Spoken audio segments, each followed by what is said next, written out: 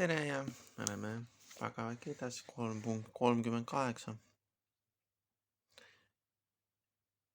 Nii nagu tuli on kaetud suitsuga, peegel on kaetud tolmuga või nagu embrüo on kaetud ema ihuga. Samuti on elusolend kaetud siis erinevate kirgede astmetega.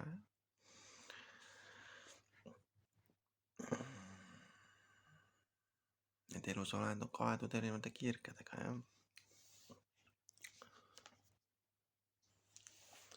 Ja on 3 erinevat siis astet,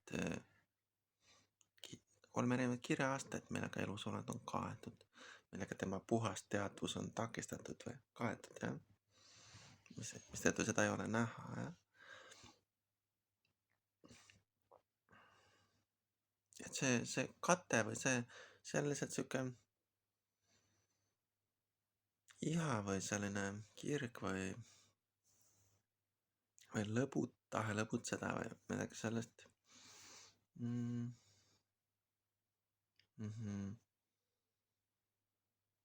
Ja erinevate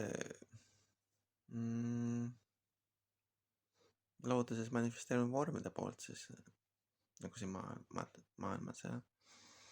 Näiteks nagu, et see on normaalne selles mõttes või see on loomulik, näiteks nagu suits kaadab tuld või tolm on peeglil või see ema ihu katab seda embrüot, milles väike sündimata laps veel on. Ja kui me võrdleme seda kirge või tahet lõbutseda, kui me võrdleme seda suitsuga, siis saab aru, et võib mõelda niimoodi, et see tuli on see nagu elusolende hing või see, mis on seal sees, jah. Ja seda tuld ei ole hästi näha või nagu tajuda või tunda, jah. Et see tahe lõbutseda, see on nagu see suits, mis kaatab seda, sa ei saa ühendust iseenda selle algse ürgse hing olemusega, mis on siis, võib võrrelda tulega selle näite põhjal. Ja teisisõnu, kui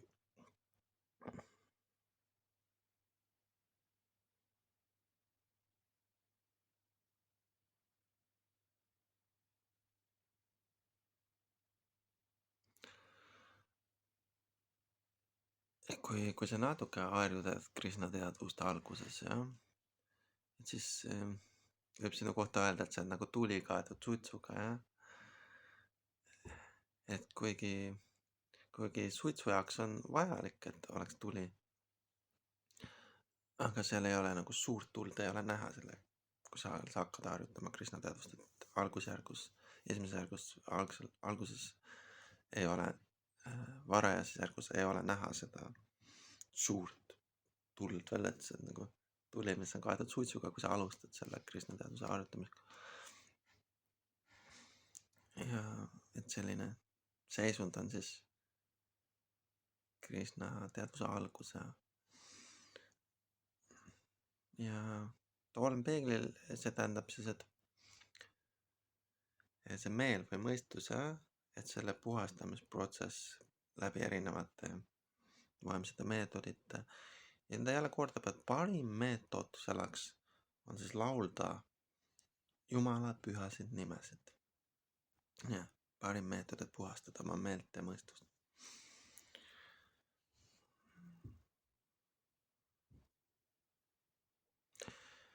Ja see näide, et ema ihu katab siis embrüot, et see on analoogia selle, et mis näitab seda meie abitut positsiooni või meie olekut, kus me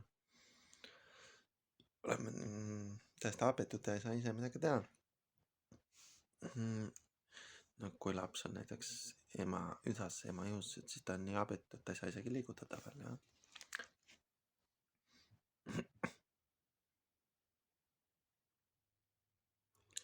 Ja selline seisund, seda võib võrrelda nagu selle puude olekuga või puude seisundiga.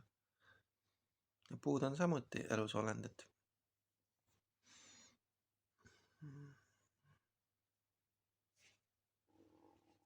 Aga nad on selleks, nagu selline sündimus selleks muutunud siis. Nad on hästi, kuidas öelda, hästi täis seda, hästi palju seda kirge harjutate ja või hästi täis seda lihtsalt.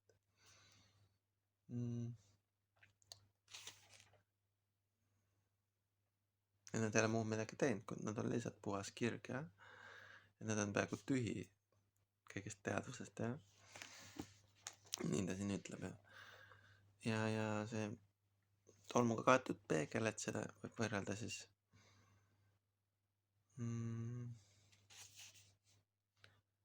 loomade ja lindudega ja tulimise kaetud suitsuga, et seda võib võrrelda inimesega, jah. Et inimesena olles, jah, elus olend võib nagu saada või taastada natuke Krishna teadvust ja kui ta nagu areneb edasi, jah, kuhugi suunas, heas suunas, jah, siis see nagu rakendub su siis see vaimse elu tuli rakendub sinu ellu inimkehas, jah. Ja hoides seda suitsu ja tuld hästi, nagu saab selle tule paremini põlema siis enda sees.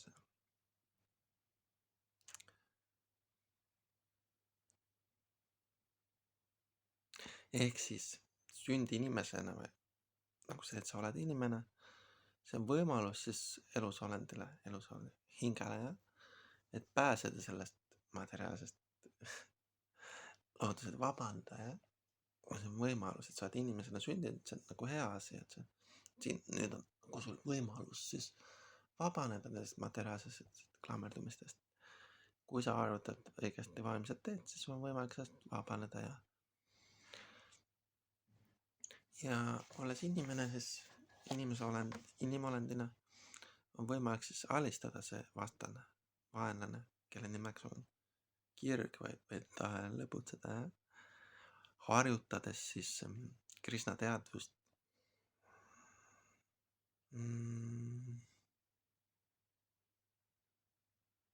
õige meistri käe all siis, õige vaimse meistri käe all, jah.